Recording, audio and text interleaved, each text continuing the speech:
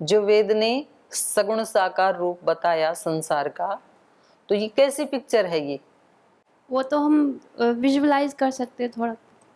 तो ऐसे ही इसको भी विजुअलाइज कर सकते हैं। तो वो तो दिखता तो नहीं है ना, कहीं भी कोई ऐसा पुरुष दिखता है आपको जिसकी कोई हजारों आंखें हों, सहस्त्र शीर्षा, हजारों सिर हों, ऐसा कोई मनुष्य दिखता है क्या यहाँ? तो ये तो कल्पना ही तो है। तो ऐसे यहाँ भी कल्पना ही है शिव की, अपने अंदर सब कुछ है ऐसे जो बताया। अब अच्छा आप ये बताओ, आपको जो बताया जाता है, आज तो चलो आप हरिद्वार आ गई, आपने गंगा को देख लिया, हिमालय को देख लिया, ठीक है।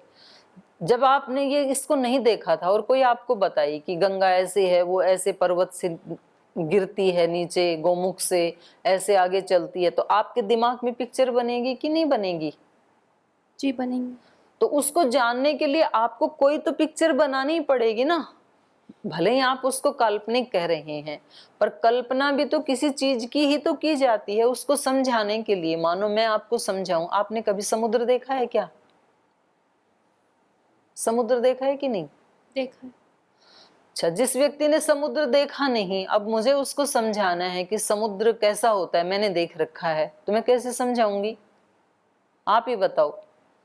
समुद्र तो रियल चीज है ना, जी। कोई काल्पनिक वस्तु नहीं है। पर जिस व्यक्ति ने नहीं देखा उसके लिए तो रियल नहीं है ना, तो मैं उसको कैसे समझाऊं? उसको तो हम प्रैक्टिकल ले जाके भी दिखा सकते हैं दीदी। नहीं, वो जा नहीं सकता है ना। अब कैसे समझाओगे? आपको बताना है उसको, केवल समझाना है। जाके देख लेगा तब तो बताने की जरूरत ही नहीं है, उसने देख ही लिया खुद ही। पर वो चलने को तैयार तो हो देखने को, वो तो कहता है मैं जाऊंगा ही नहीं, पर समुद्र के बारे में जानना चाहता है वो, तो कैसे बताओगी आप? जैसा हमने देखा है उनको बता देंगे नहीं, कैसे बताओगे? कि समंदर बहुत बड़ा होता है, उसमें बहुत पानी होता है, ऐसा टाइप कुछ बता देंगे। तो बहुत बड़ा कितना बड़ा होता है, कितना पानी होता है, तो क्या बताओगे? उसका एक्चुअली मैं मेजरमेंट तो मैं लिया नहीं, तो उसको मेजरमेंट तो मैं बता नहीं नहीं, पाऊंगी फिर वो तो कितना। समझाना तो पड़ेगा ना आपको। कैसे समझाओगे आप बताओ जरा मेरे को। उसको पिक्चर्स दिखा देंगे लाइक ओशन का। दिखाओगे ना पिक्चर? जी। या तो पिक्चर दिखाओगे आप, या फिर उसने जो देखा है, मानो उसने अपने गांव का एक पौंड देखा है, तालाब देखा है, तो आप क्या बताओगी उसको कि ऐसे ऐसे पौंड कितने लगा लो? हजारों। हजारों लगा लो, लाखों लगा लो, जी। ऐसे ही तो समझाओगी ना। जी। तो ऐसे ही तो यहाँ पर भी तो ऐसे ही समझाया जा रहा है। आप कह रही हो रियल ले जाके दिखा दो, भाई वो तो पॉसिबल है, चलो उसको पकड़ के ले जाओ, गाड़ी में डाल के ले जाओ, फ्लाइट में, उसको तो दिखा दोगे आप। लेकिन ईश्वर का साक्षात्कार तो कोई भी ऋषि हमें करवा नहीं सकता है ऐसे, और वो करवाने वाले हैं भी नहीं अभी इस समय। जो ये वाल्मीकि जी ऋषि हैं या श्री राम है, वो तो हैं भी नहीं अभी, तो वो हमें कैसे बताएंगे? ऐसे ही तो बताएंगे, यही तो तरीका है। कोई कहानी का आश्रय लेंगे, कोई श्लोक का लेंगे, कविता का लेंगे, भजन का लेंगे। अब किसी व्यक्ति ने एक सत्य को अपने अंदर उसको साक्षात्कार किया है, तो वो भजन के माध्यम से बताता है, कोई कहानी लिख के बताता है, कोई उसकी मूर्ति बना के तब बताता है। तो कुछ तो आश्रय लेना पड़ेगा ना, अपने अंदर के भाव को अभिव्यक्त करने के लिए कोई तो आलंबन लेना ही पड़ेगा। तो ऐसे ही आलंबन इन्होंने लिया है वाल्मीकि ऋषि ने। तो इसको देखो, ये तो मतलब ज्यादा ही आ जाती हो गई। आपने ऐसे कह दिया कि ये तो बिल्कुल काल्पनिक है, इसमें मुझे कोई सत्य दिखाई नहीं देता है। तो इस तरह से जब तक हमारा अपना, हमने किसी, हर व्यक्ति स्वतंत्र अपनी बात कहने में, और ऋषि तो बिल्कुल स्वतंत्र हैं, क्योंकि उनको किसी का ना तो भय है, ना किसी से कोई जय जयकार करवानी है। तो इसीलिए तो हम उनको आप्त पुरुष कहते हैं। तो उन्होंने जैसा देखा है वो वैसा बताएंगे। अब विश्वास करना या नहीं करना ये आपके ऊपर डिपेंड करता है। आप ये तो कह सकते हैं कि जी तब तक विश्वास नहीं करेंगे जब तक हम स्वयं वैसा ना देख लें। अंतिम विश्वास हमारा उस दिन होगा जब हम इसको वैसा ही अपने अंदर देख लेंगे। लेकिन वैसा ही देखने के लिए फिर आपको वैसी साधना भी करनी पड़ेगी। बिल्कुल वैसा ही दिखेगा जैसा ये कह रहे हैं, लेकिन उतनी साधना तो करनी पड़ेगी। अब लोग कहते हैं हम स्वामी जी आपकी बात के ऊपर योग से ये घटित होता है, कैंसर भी ठीक होता है, ये बात हम नहीं मानते।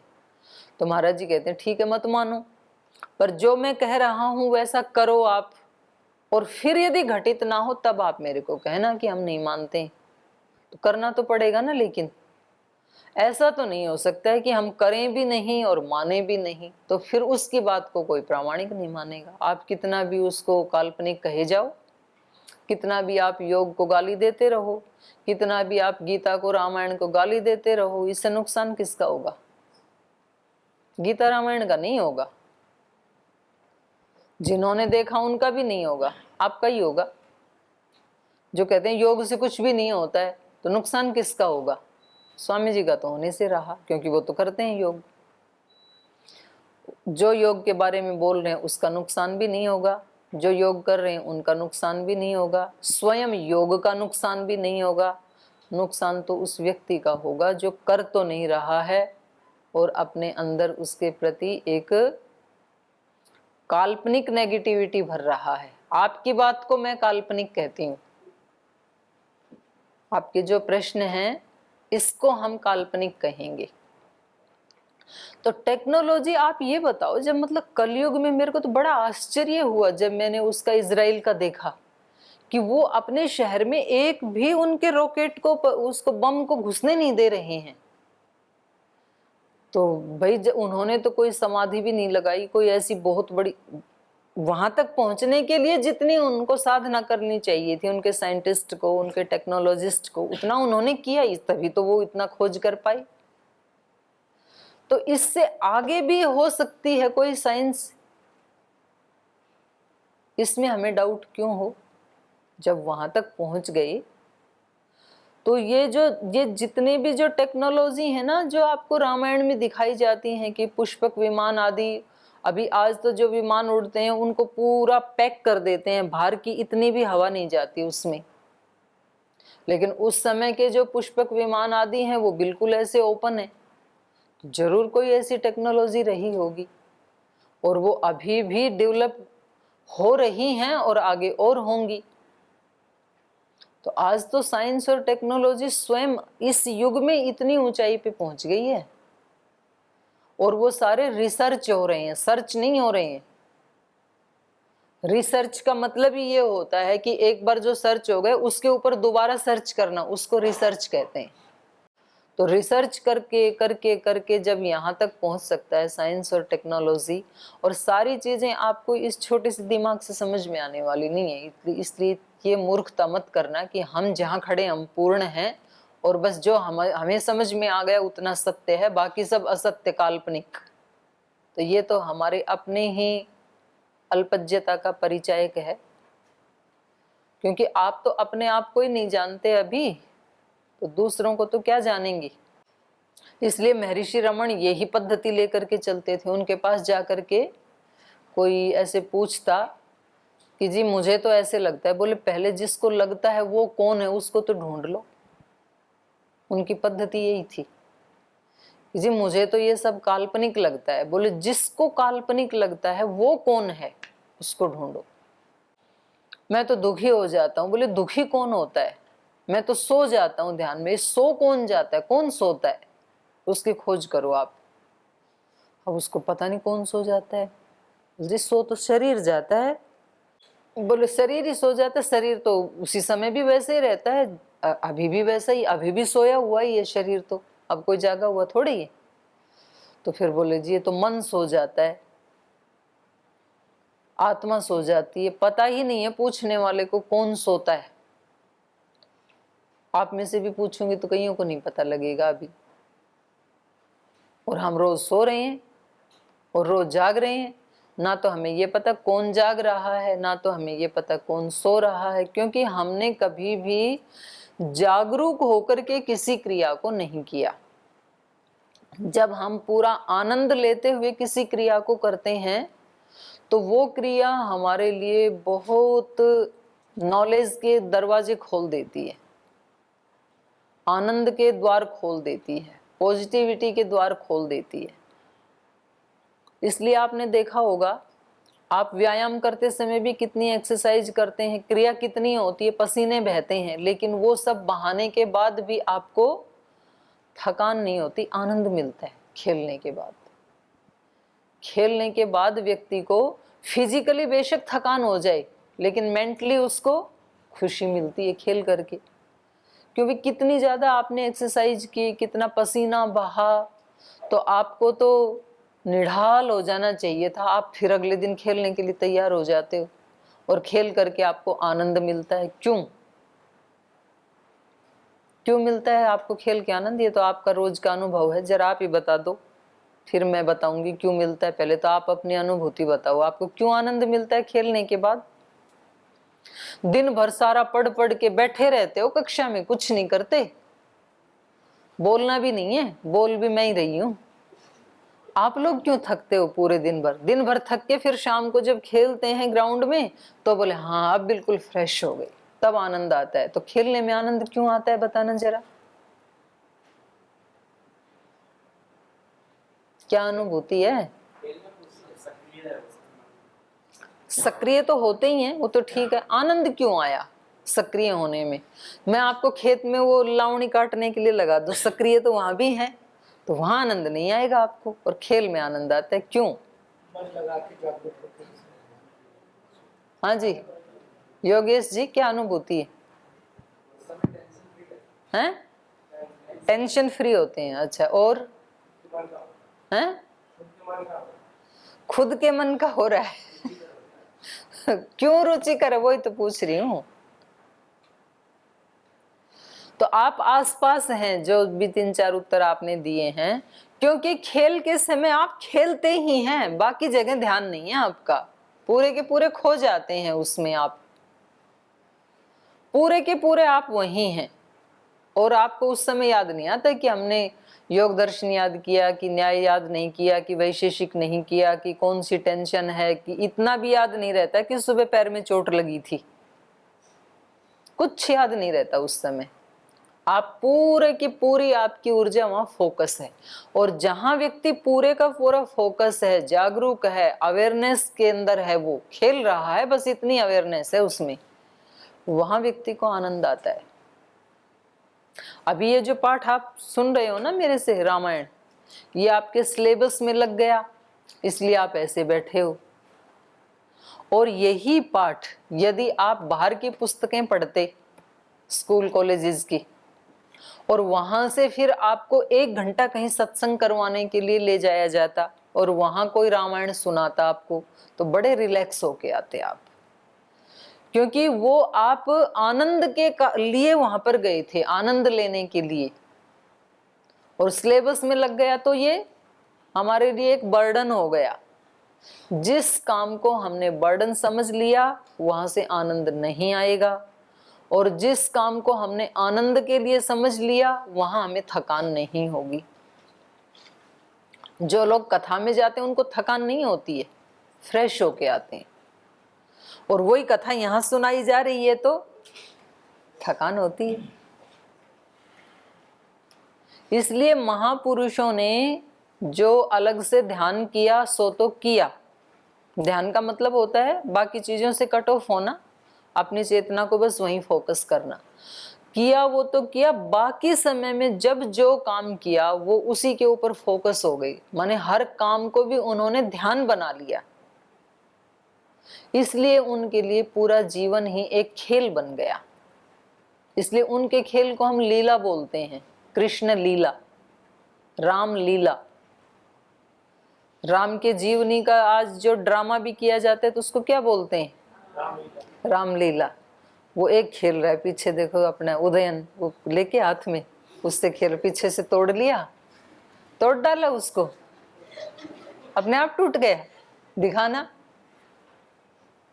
वो देखो उससे खेल रहा है, वो पीछे जो लटक रहा था ना, मतलब खेल का नाम आते ही इसने खेल शुरू कर दिया, पीछे से उसको तोड़ के फिर उससे खेल रहा है ऐसे ऐसे, वो चमकीला जो है। तो मैंने इस खेल के लिए ऐसे नहीं बताया कि रामायण के पाठ में आकर के भी कोई भी चीज तोड़ फोड़ के ऐसे खेल लो, बोलिए आप भी बता रहे हो कि हर चीज को खेल बनाओ,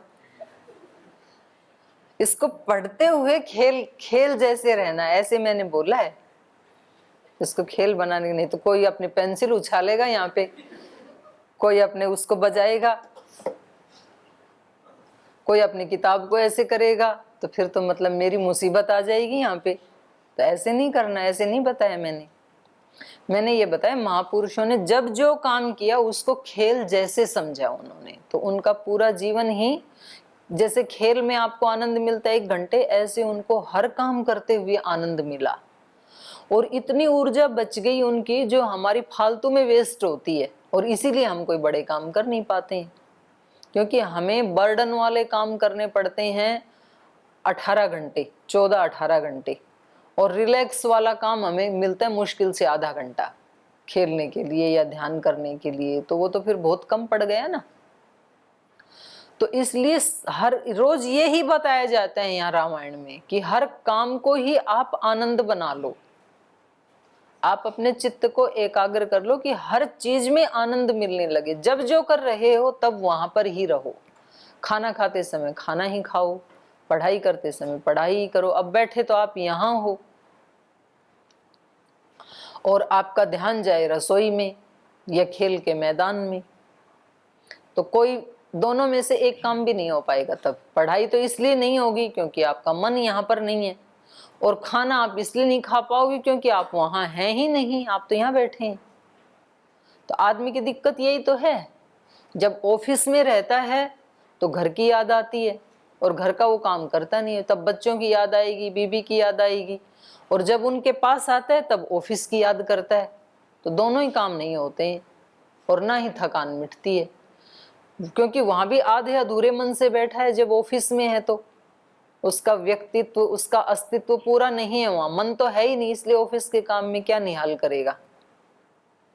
और जब घर आता है तो ऑफिस के कार्यों का बर्डन होता है, इसलिए घर वालों के साथ आनंद से कभी बात कर ही नहीं पाता है,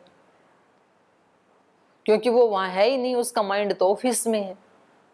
तो दोनों भी पूरे होते नहीं है और जीवन बन जाता है फिर नीरस।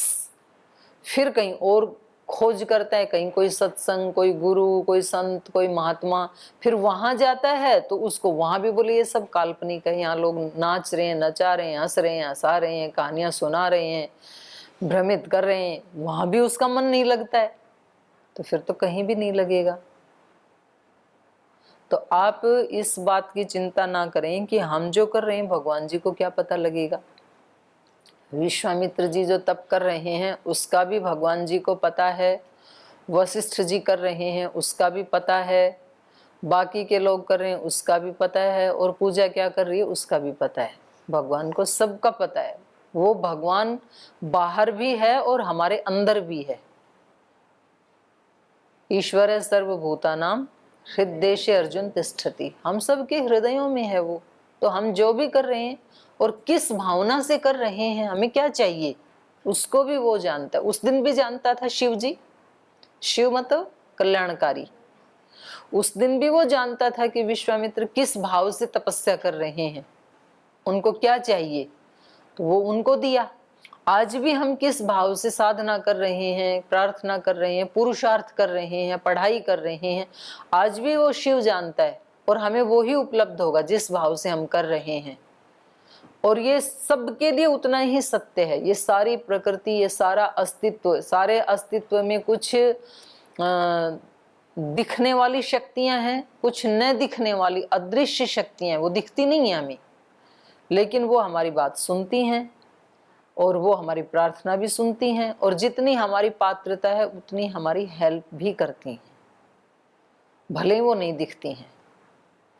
तो ये आज भी हैं, और सारी प्रकृति जो हम उससे मांगते हैं, मांगने का मतलब चाहे आप मुख से बोलो या ना बोलो, जो आपके हृदय में है वो ही मांगना है ना। तो ये सारी प्रकृति हमें वही बोलती है तथास्तु, जैसा आप चाहते हैं वैसा ही हो। यदि आपने सब कुछ काल्पनिक मान लिया तो सचमुच आपके लिए सब कुछ काल्पनिक ही होगा, फिर वो कुछ भी आपके लिए रियल फल नहीं लाएगा। और यदि आपने सब कुछ को रियल मान लिया तो वो रियल हो या ना हो आपके लिए रियल फल जरूर लाएगा। वो मीराबाई को सब ऐसे ही बोलते थे, बोलते तेरा दिमाग खराब हो गया, ये पत्थर को तू दूध पिलाने लगी है। कभी पत्थर दूध पीते हैं? वो कहती तुम्हारा दिमाग खराब हो गया, तुम्हें ये पत्थर दिखाई देता है, तुम मेरे भगवान को, कृष्ण को पत्थर बता रहे हो, तुम कोई आत्मा है कि नहीं तुम्हारे अंदर, कोई हृदय है कि नहीं है जो इसको। अब वो मतलब आंसू बहा रही है, और पास में बैठा जो बहुत तार्किक व्यक्ति है वो कहता है इसका दिमाग खराब हो गया, रोई जा रही है फालतू में। और वो कहती है कि ये आदमी है कि पत्थर है, कोई असर ही नहीं हो रहा इसके ऊपर। अब देखो ये तो हम कैसे इसका निर्णय कर सकते हैं। एक व्यक्ति कह रहा है कि ये जो भगत सिंह, राजगुरु, सुखदेव, इनका दिमाग खराब हो गया, ये देश के लिए फांसी पे चढ़ रहे हैं, देश वाले पानी पूरी खा रहे हैं आनंद से बैठ करके, वो मौज कर रहे हैं, वो पिक्चर देख रहे हैं, वो गाने गा रहे हैं, वो मस्ती कर रहे हैं, और ये उनके लिए फांसी चढ़ रहे हैं। तो भाई उनको तो वही दिखाई देता है, उनको दिखाई दे रहा है कि मेरा देश, और वो कोई एक जमीन का टुकड़ा नहीं है, वो एक उसकी एक चेतना है। श्री अरविंद ने भी बोले यही वाक्य कि मेरे लिए मातृभूमि कोई एक जमीन का टुकड़ा नहीं है, उसकी एक चेतना है उस पृथ्वी की भी। और आज तो मतलब साइंस भी वही बात बोल रही है, वो कह रहे हैं कि बस सब कुछ एनर्जी है, उसके अलावा कुछ भी नहीं है, कुछ घनीभूत रूप है उसका, वो ठोस हो गई कुछ एनर्जी, और कुछ जो है वो अदृश्य है, उसके अलावा और कुछ भी नहीं है। ये बात हमारे ऋषियों ने बोला कि एक ही सत्य है, ब्रह्म सत्यम, बस ब्रह्म ही सत्य है, केवल एक चेतना ही सत्य है। तो हर व्यक्ति ने, क्योंकि वो अनंत है, इसलिए अनंत व्यक्तियों ने उसको अनंत रूप में बोला, और वो सारे के सारे रूप बिल्कुल ठीक है। सारे व्यक्ति एक सत्य को एक ही तरह से कैसे बोल सकते हैं? नहीं बोल सकते। मैं तो एक ही पाठ पढ़ाती हूँ आप सबको, लेकिन परीक्षा में आप एक ही भाषा लिख के आते हो क्या सारे जने? बात तो वो ही है, सूत्र वही है, सत्य वही है, पर उसको अभिव्यक्त करने का तरीका कितने प्रकार का है आप लोगों का। जितने लोग हैं उतना ही तरीका है, किसी भी एक की कॉपी दूसरे की कॉपी से नहीं मिलती है, हूबहू नहीं मिलती है। क्वेश्चन वही है, आंसर भी वही है, पढ़ाया भी वही गया है, एक ही पढ़ाया था मैंने, लेकिन सब ने अलग अलग ढंग से क्यों अभिव्यक्त किया उसको? क्योंकि हर एक की अपनी एक यूनिक आइडेंटिटी है। तो ईश्वर एक ही है, लेकिन ईश्वर को जानने वाले जितने भी मत, पंथ, संप्रदाय, धर्म जिसको कहते हैं, महापुरुष जिनको कहते हैं, उन्होंने अपने अपने तरीके से उसको अभिव्यक्त किया है। सत्य वही है, एक ही जैसा है, लेकिन तरीके तो अलग होंगे ही, होने ही चाहिए, यही उसका सौंदर्य है, क्योंकि वो अनंत है। तो अनंत को कहने के लिए अनंत तरीके क्यों ना हो? तो वाल्मीकि जी की अपनी शैली है, उन्होंने जिस सत्य को देखा तो उन्होंने बताया जैसा उन्होंने देखा। तो सारी की सारी चीजें मतलब रियल में देख कर फिर किताब में छापे, ऐसे थोड़ी होता है। आज भी कोई भजन बना रहा है तो उस भजन की अनुभूति उसको अपने अंदर होती है ना, उसको कैसा लग रहा है, तो बाहर के ऊपर डिपेंड नहीं करता है। हाँ, बाहर भी उसको वैसा ही मिलता है। तो हम एक तरफ से ये नहीं कह सकते हैं कि ये जो सारे शास्त्र हैं ये तो काल्पनिक हैं, या ये कैसे उनको पता लगा। तो आपका कुछ थोड़ा बहुत हुआ समाधान की अभी? लास्ट क्वेश्चन है, लास्ट क्वेश्चन है, रामायण कब हुआ था, टाइम ड्यूरेशन क्या था इसका? अभी ये तो मैं देख के बताऊंगी, क्योंकि एग्जैक्ट तो मेरे को याद नहीं है, क्योंकि मैं इसका होमवर्क करके नहीं आई कि आप ऐसे पूछोगे इसका टाइमिंग। तो इसका एक और इसका जो मैन्युस्क्रिप्ट अवेलेबल है वो कितना पुराना है, ये जानना। वो तो एक ही बात है, कब लिखा गया या इसकी मैन्युस्क्रिप्ट कितनी पुरानी, एक ही तो बात हुई है। तो ठीक है। ठीक है। और ये वो जब उस समय में लिखी गई थी वो तो मिलेगी नहीं। हाँ, इसलिए बोल रही हूँ कि वो तो कैसे मिलेगी? फिर किसी और ने इसकी कॉपी किया होगा तो वो तो होगा। हाँ, कुछ तो ये तो तो होगा। कॉपी तो ये चल ही रही है। जो सबसे पुरानी है वो कितनी पुरानी है? ये वो ही है, मतलब आप पेपर को वो नया पुराना थोड़ी ना मानोगे आप। पेपर की तो अपनी एक लाइफ है, तो जितने दिन पेपर की लाइफ है वो रहा, उसके बाद तो फिर वो नया लाना ही पड़ेगा उसको। लेकिन चीज तो वही है ना। अब आप बोलो कि वेद को आदि सृष्टि का मानते हैं, तो मुझे तो वही चाहिए, सृष्टि के आदि वाला। तो सृष्टि के आदि वाला तो आपका शरीर भी नहीं है, पेपर तो उससे कमजोर ही है बेचारा। आपके भी तो कितने शरीर बदल चुके, पर आप तो वही हो। तो ऐसे रामायण के भी शरीर, तो पेपर तो बदलेगा, रामायण तो वही है ना। ठीक है, ठीक है दीदी। ठीक। ओ